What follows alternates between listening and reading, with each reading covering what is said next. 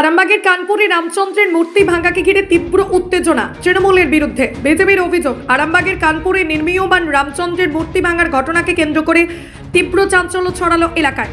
মূর্তিকার ও বিজেপির অভিযোগ, ঘটনার পেছনে তৃণমূল কংগ্রেসের হাত রয়েছে, যদিও এই অভিযোগ সম্পূর্ণ অস্বীকার করেছে তৃণমূল।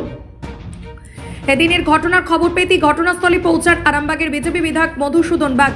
ঘটনার তীব্র বিরোধিতা করে সরব হন তিনি। জানা গেছে আগামী 22শে জানুয়ারি এলাকায় রাম পুজো অনুষ্ঠিত হওয়ার কথা। সেই উপলক্ষে স্থানীয় মূর্তি প্রস্তুতকারক বিশ্বজিৎ দে রামচন্দ্রের মূর্তি তৈরি করছিলেন।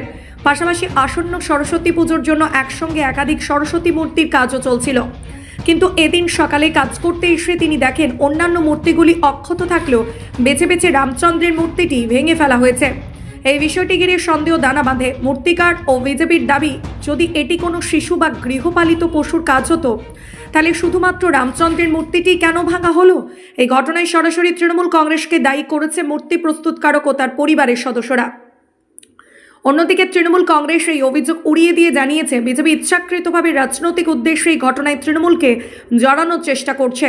কিভাবে মূর্তিটি ভাঙলো তা জানতে পূর্ণাঙ্গ তদন্তের দাবি জানিয়েছে তৃণমূল নেতৃত্ব।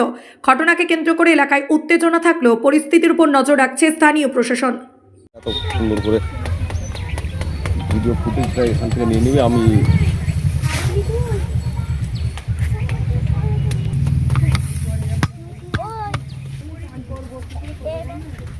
গতকাল মধ্যরাতে এই মাধবপুর অঞ্চলের উত্তরপাড়াতে বিশ্বজিৎবাবু যে মূর্তি নির্মাণ করেন, এখানে আপনি দেখুন যে এই দিকটাই দেখুন যে সমস্ত মূর্তি অক্ষত রয়েছে।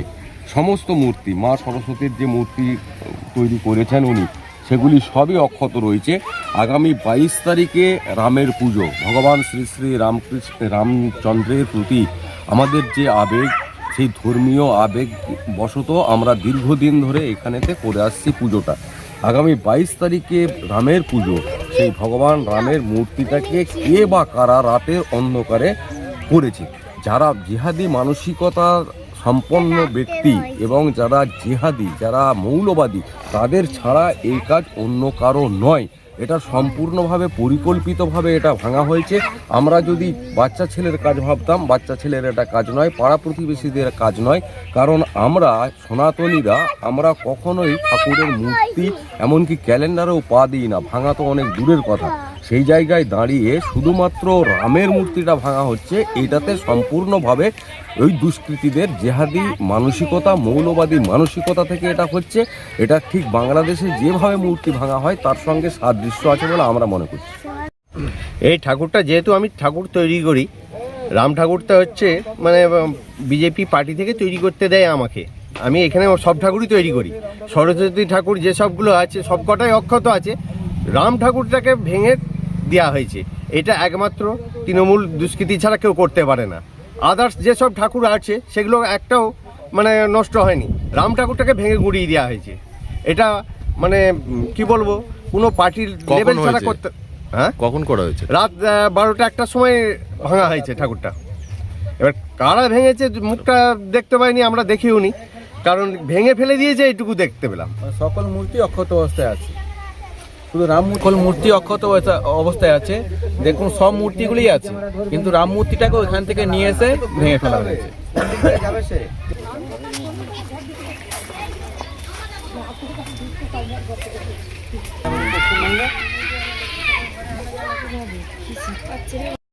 পুলিশ আসবে, এখানে বিষয়টা বলুন কি হয়েছে।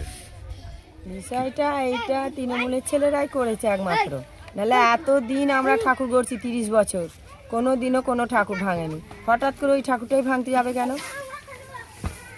ওইটা তাদের টার্গেট ছিল যে রাম ঠাকুর এটা ভাঙবো, বিজেপির লোকের জিনিস ভাঙবো, তাহলে ঝগড়া মারপিট হবে।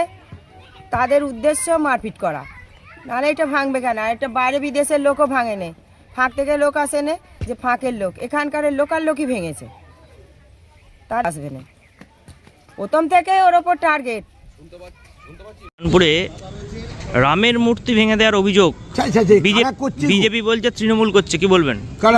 বিজেপি বলছে তৃণমূল করেছে। তৃণমূল বিজেপি শুনুন কিসের মুখ তো ওদের, আপনাদের আর কি বলবো।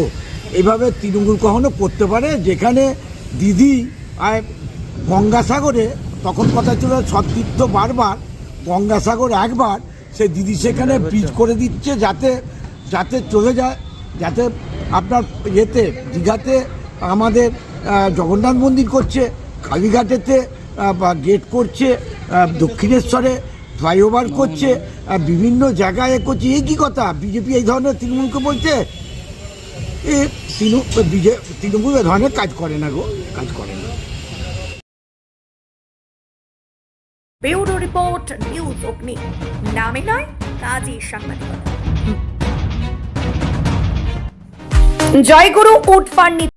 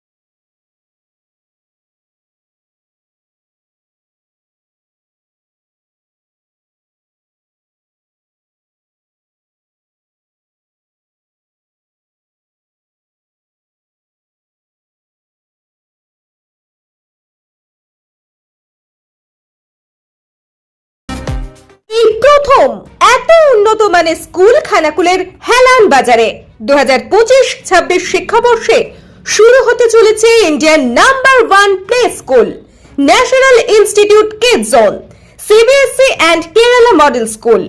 3 বছর থেকে বাচ্চাদের ভর্তি চলছে। স্কাইলার্ক ইনস্টিটিউট অফ নার্সিং এ ভর্তি প্রক্রিয়া শুরু। 2025 থেকে 26 শিক্ষাবর্ষে নতুন সুযোগ। নার্সিং শিক্ষায় কেরিয়ার গড়তে ইচ্ছুক ছাত্রছাত্রীদের জন্য বড় সুখবর। হাওড়া জেলার ঝিকিরা গ্রামে পশ্চিমবঙ্গের একটি স্বনামধন্য নার্সিং শিক্ষা প্রতিষ্ঠান স্কাইলার্ক ইনস্টিটিউট অফ নার্সিং আগামী শিক্ষাবর্ষে ভর্তি প্রক্রিয়া শুরু করেছে। আধুনিক পরিকাঠামো, মানসম্মত শিক্ষা এবং অভিজ্ঞ প্রশিক্ষকদের তত্ত্বাবধানে নার্সিং প্রশিক্ষণ নেওয়ার সুবর্ণ সুযোগ তৈরি করেছে এই প্রতিষ্ঠান। এই ইনস্টিটিউটটি একাধিক সরকারি সংস্থার অনুমোদন প্রাপ্ত। WBUHS West Bengal university of health sciences, INC Indian nursing council, WBNC West Bengal nursing council এগুলি থেকে অনুমোদন পাওয়া মানে শিক্ষার মান, পাঠ্যক্রম এবং প্রশিক্ষণ পদ্ধতি সরকারি মানদণ্ড মেনে চলা, যা ভবিষ্যতের চাকরির ক্ষেত্রে বিশেষভাবে সহায়ক। 5 বছরের অভিজ্ঞতা ও 2টি ব্যাচ সাফল্যের সঙ্গে কর্মে নিয়োজিত হয়েছে এই প্রতিষ্ঠান থেকে। যে কোর্সগুলোতে ভর্তি চলছে: 1 GNM, 2 BSc। ইনস্টিটিউটের পরিকাঠামো। পোস্টারে দেখা যাচ্ছে ইনস্টিটিউটের সুসজ্জিত ও বিস্তৃত ক্যাম্পাস, প্রশস্ত ভবন, শান্ত পরিবেশ এবং প্রয়োজনীয় ল্যাবরেটরি সুবিধা ছাত্রছাত্রীদের পাঠের উপযোগী পরিবেশ তৈরি করে। এছাড়াও নার্সিং ড্রেস পরিহিত এক শিক্ষার্থীর ছবিও রয়েছে, যা পেশাগত প্রস্তুতির প্রতীক হিসাবে ব্যবহার করা হয়েছে। ভর্তি সংক্রান্ত তথ্য: 2026 শিক্ষাবর্ষের জন্য অ্যাডমিশন ওপেন। আগ্রহী ছাত্রছাত্রীরা 9907364440 নাম্বারে যোগাযোগ করতে বিস্তারিত জানতে পারবেন। নার্সিং শিক্ষায় কেরিয়ার গঠনে ইচ্ছুক ছাত্রছাত্রীদের জন্য এটি একটি অত্যন্ত উপযোগী সুযোগ বলে জানান বিশিষ্ট চিকিৎসক।